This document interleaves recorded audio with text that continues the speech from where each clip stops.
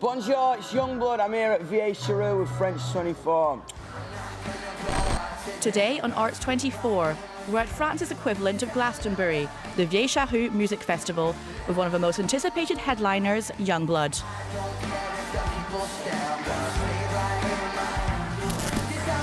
3 chart-topping albums in, this Gen Z punk idol has built up a loyal fan base around the world. His artistry and activism has made it cool to talk about mental health, sexuality, and standing up to the haters. And he's even launching his very own festival, Bloodfest.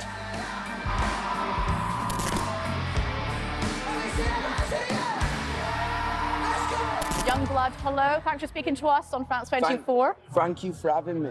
Now, we're at the Vieilles Charrues Festival in the west of France. It's very noisy because we're right by the main stage. It's also very rainy. It is raining. Yeah, I know we're Brits and we should be prepared for I like this. the rain, man. I Do like you? It keeps everyone energetic. I know, my hair isn't good for this. I can't do rain. It's all right, man. You're at a festival. I know, but see, I'm so unprepared. I wore the wrong shoes, so I really need you to give me some tips on how to survive.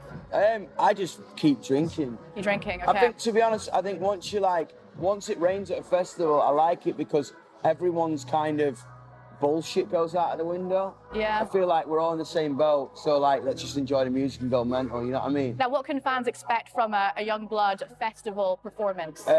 Most energy of the weekend, every time. You can play, yeah? Play the first chord. Oh, it's fucking good. Let me see the noise in the air.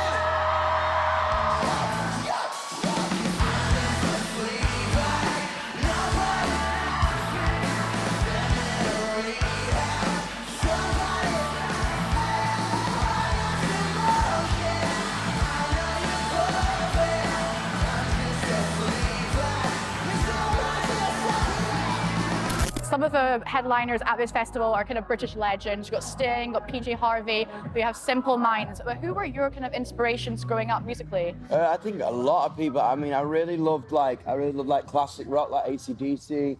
I really loved the Stone Roses, Oasis, Sex Pistols, The Clash, Amy Winehouse, Lady Gaga.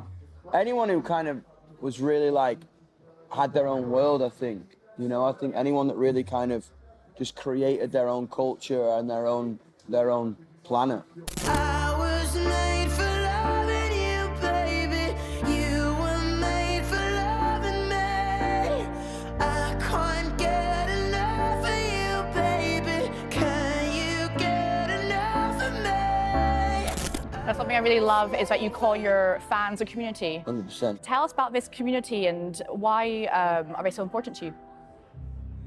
I started this artist project and I started talking about things that were inside my head, and I started looking into my iPhone and I feel like from the first shows it was very community based. We were making merch, we were communicating with each other in a way that wasn't me standing on stage and singing. I don't think I ever wanted that. It was always about us, and I feel like now it's turning to like 16 million people all over the world.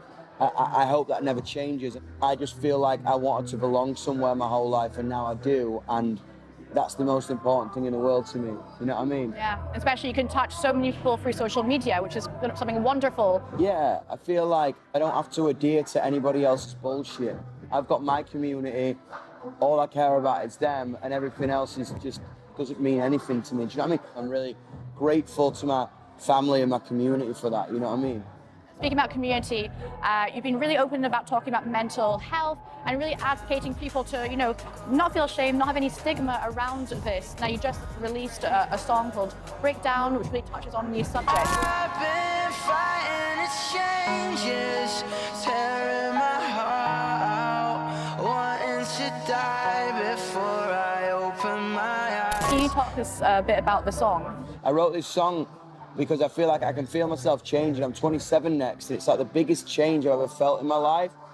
Like, I kind of really, for the first time, I'm questioning why am I here and what am I gonna do for the rest of my time here? And I feel like this song was like a message to myself to kind of ground myself and remember what's real in my life. And kind of, I wrote this poem for people. If you're gonna cancel plans last minute, if you're having an anxiety attack, if you feel frightened, put this on and it'll give you a boost. Express yourself for your friends, will save your life, you know. Everything's about connection, you don't have to be alone. Break down, think I'm gonna break down. Think I'm gonna fade out. Think I'm gonna break down, oh. Now, speaking of changes that you mentioned earlier, we've had quite a historic change in our country of the UK. Yeah. After 14 years of a Conservative 100%. government, we have a Labour government in place. What do you hope to see in terms of change for young people, people in your community, as well as for the arts and culture sector? I feel like I'm excited to see what Labour do at the minute, because I feel like for the first time in a long time, they're trying to listen.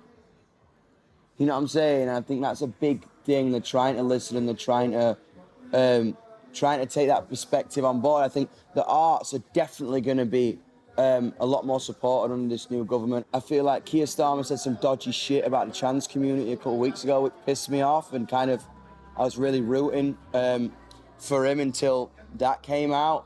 But as I say, I think like it's really important for us to kind of be really vocal at the minute, and it definitely feels like a new energy already, and that's what's positive about it. But I'll be the first one to fucking say if it's shite. Now, sticking in politics, you have been outspoken about many issues such as Black Lives Matter, as well as the killing of Mahsa Amini, which sparked widespread protests in her country of Iran, as well as around the world. I am gonna fight for freedom! And I am gonna fight for the women of fucking Iran right now! For you, is it really like a no-brainer to use your platform to speak out? I just think it's what I do. I feel like it's just what I believe, and it's what, for example, with me, if I feel something so deeply in my gut and in my heart, I'll speak about it. That's just the way it is. I feel like I am not here to be a polite pop star, to smile and kiss babies and do. I find that quite boring and vapid and draining. I feel like for the past couple of years, music's been quite vapid. And that's not a bad thing, it's just the way art went. You know what I mean? It went very like digestible and very, but there's so much shit happening in the world right now. I believe that people are desperate for human connection, and people are desperate for liberation and unity, and a right to be heard and a right to be taken seriously with their cause. So I think music in the next couple of years, and especially art, has to say more. Obviously art reflects the world, and the world is pretty dark right now. So hopefully art can bring a sense of light to it. I can't stop the monster, I'm losing my control. Someone please save my life. Someone please save my life. Someone please save my life. 'Cause I've gone cold. Now, speaking of art, your song Abyss was actually used as kind of the opening track Yeah. for an anime series, and you've even made a short film, and all your videos are pretty cinematic, so you clearly love the visual arts. Now, this is a more personal than professional question. I need new recommendations. What is on your big screen, small screen What am I watching list? in a minute? I just watched Baby Reindeer, which I'm a bit late to Oh, it, you know. wow, yeah. I'm a bit late to it. I was crazy. So good. Which was sick. I'm really into war films. I'm into some crazy shit. Like you're walking at me at like 10 in the morning watching the most graphic shit ever. If I could tell you how I feel, I know that you're still hurting too. No, I'm not broken, I'm just sketched up along you, sketched up behind me. If I could tell you how I feel, I know that you're still hurting too. No, I'm not broken, I'm just sketched up along you, sketched up behind me. We're gonna go way, way, way back to the beginning. You grew up in Doncaster, Yeah. and then as a teenager you moved to London, and I believe this was quite a watershed moment for you and your career. Can you tell me more about that? Yeah, I think I grew up in a place called Doncaster, which is a small town. I feel like for someone like me who looked like me and sang like me and had opinions like me, it wasn't the right. I wasn't going to become an artist there. I wasn't going to become the person I wanted to be there. So I moved out of London at 15. Really had to stand on my own 2 feet early and learn as much as I could about the world really quickly, because I had to fucking pay my own rent and do my own washing, write my taxes and shit like that at like 15. Or I had a better understanding about how the country was or how the world was, or just met people from different walks of life, and it was sick. And it gave me a lot. It gave me a lot to write about. And I just remember 15 years old, I got to London, and I've not been home since. Hell is getting colder, I don't plan on getting older in this neighborhood. I've seen the sunset rise to giant eyes, but I can't keep this going. And bring it back to the festival.